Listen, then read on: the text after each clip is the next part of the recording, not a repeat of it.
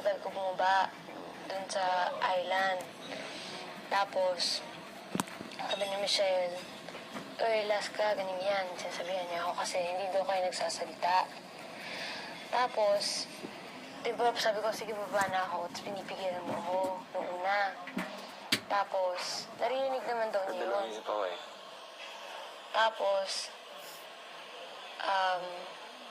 yun. Tapos parang naging ano na, ang tagal ko daw, nag-hesitate pa daw ako, bumaba, ganyan. Tapos pagpaba ako pa daw, parang may sinasabi ako tungkol sa sacrifice, ganyan. Hindi ko naman inaano sa sarili ko na, guys, ganito, nag-sacrifice ako. Ba't kami gagawin yun? Hello? Parang, alam ko rin naman na hindi ako mananalo dun sa challenge na yun. Kasi nga, mahirap. So, yun. Parang naging, kasi lahat naman tayo kagabi naging seryoso. Kasi syempre, yun yung chance natin na, di ba, hindi ma-nominate this week.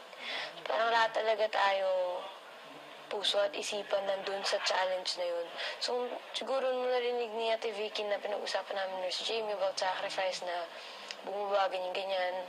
Na siya, same kasi kami na nangyari, na nakatungtong na rin siya, pero hindi na siya, parang siya yung last na umakyat, gano'n. So, ganun.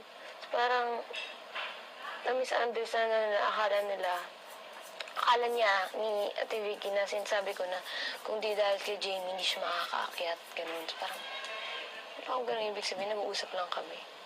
So, yun nga, siguro nga vulnerable pa kasi yung ano niya, iniisip niya lahat, gano'n. So, yun lang. Tapos, naano lang ako kay Michelle kasi si Vicky, okay naman pagkaka-explain niya. Yung kay Michelle lang na parang sinabi niya na nag-hesitate pa daw ako, ganyan. So, parang na-bother daw siya. So, yun. Pag-usapan naman na. Pero hindi ako kanina. Saan ka man? Paglang damit. Kumain ka na. Oo, sunod ako. Promise? Sure? Pag di ka sumunod.